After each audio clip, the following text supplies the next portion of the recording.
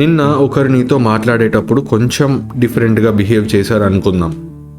అంతే, నీ బ్రెయిన్ పని మొదలు పెడుతుంది. నేనేమైనా తప్పుగా మాట్లాడానా? అతనికి నా మీద కోపమా?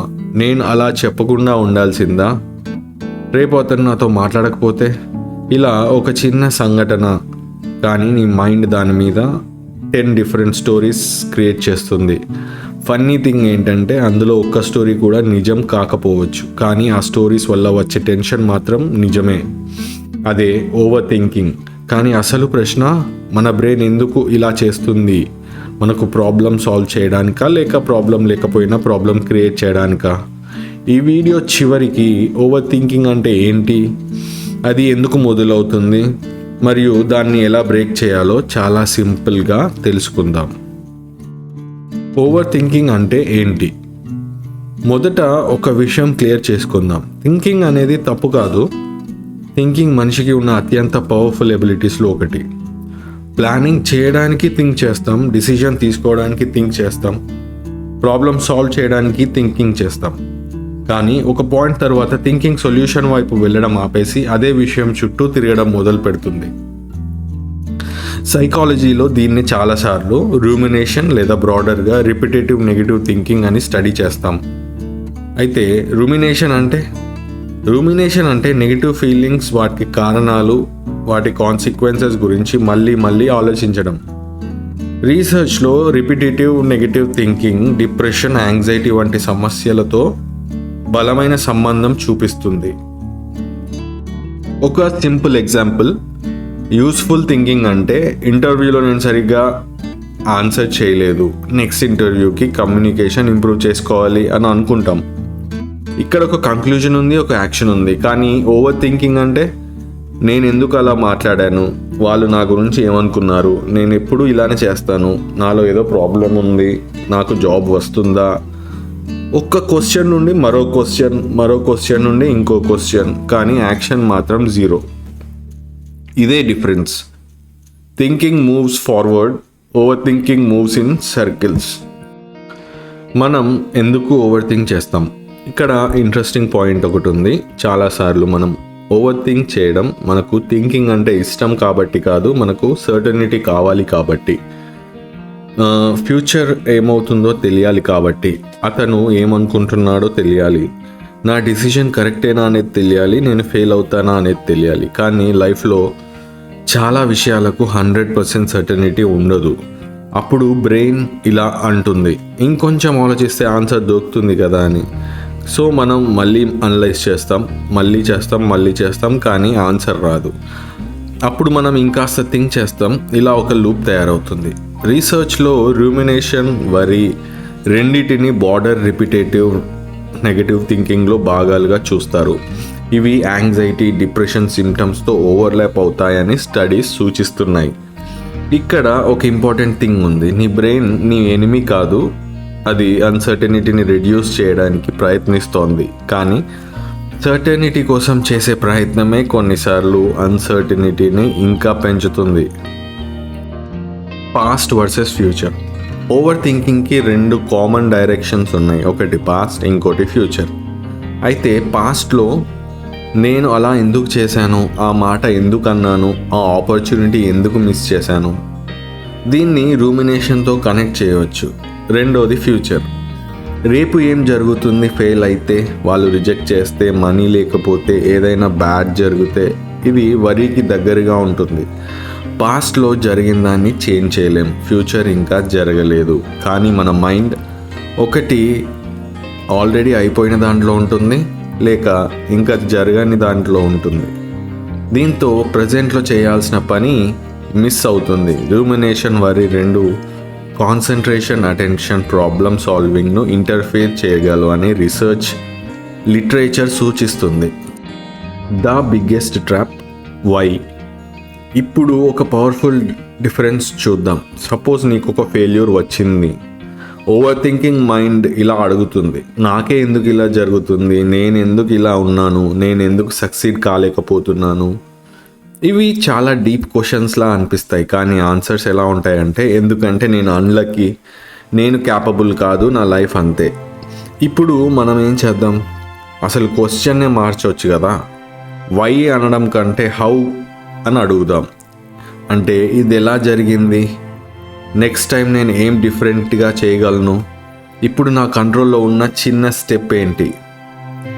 రూమినేషన్ ఫోకస్డ్ సిబిటీలో అబ్స్ట్రాక్ట్ బ్రాడ్ వై థింకింగ్ నుంచి కాంక్రీట్ స్పెసిఫిక్ హౌ థింకింగ్కి షిఫ్ట్ చేయడం ఒక ముఖ్యమైన ప్రిన్సిపల్. రూమినేషన్ను లెర్న్ హ్యాబిట్గా కూడా ఈ అప్రోచ్ చూస్తుంది. అందుకే గుర్తుపెట్టుకోండి, why sometimes searches for blame but how searches for a way forward.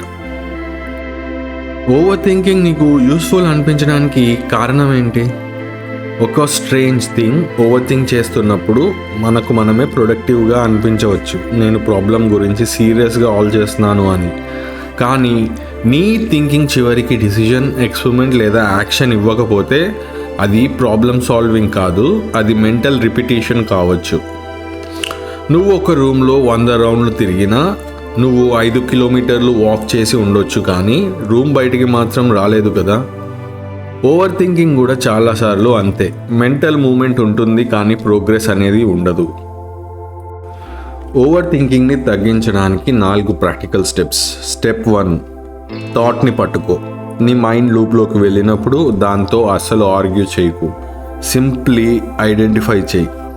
నేను ప్రాబ్లం సాల్వ్ చేస్తున్నానా లేక అదే థాట్ రిపీట్ చేస్తున్నానా?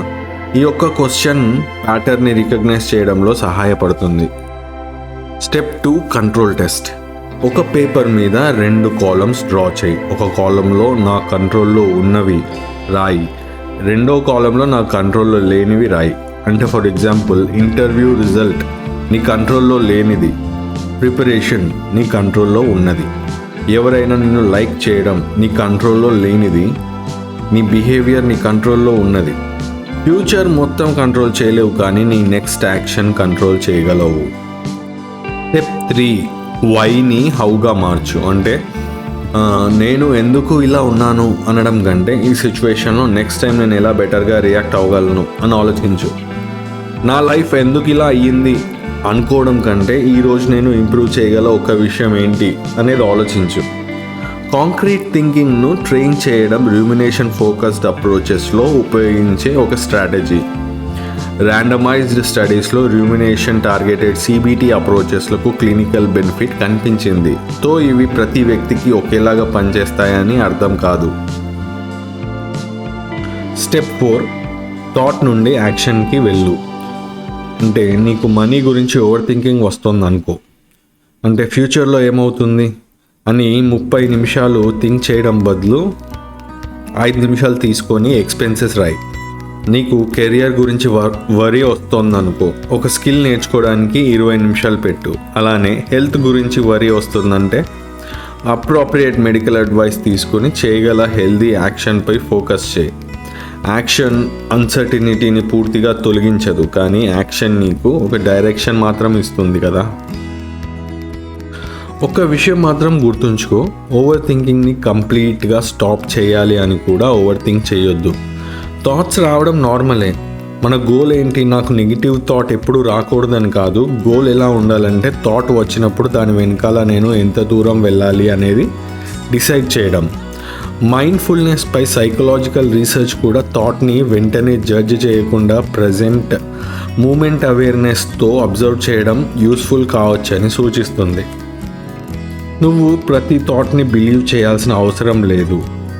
థాట్ ఒక థాట్ మాత్రమే, ఫ్యాక్ట్ కాదు. ఒకసారి ఇమాజిన్ చేయి, నీ మైండ్లో ఒక థాట్ వచ్చింది, అది ఏదైనా తప్పు జరిగితే అనే థాట్. అప్పుడు నీ పాత స్వభావం ఏమంటుంది? దాని మీద ఇంకొక 20 థాట్స్ క్రియేట్ చేస్తాము అంటుంది.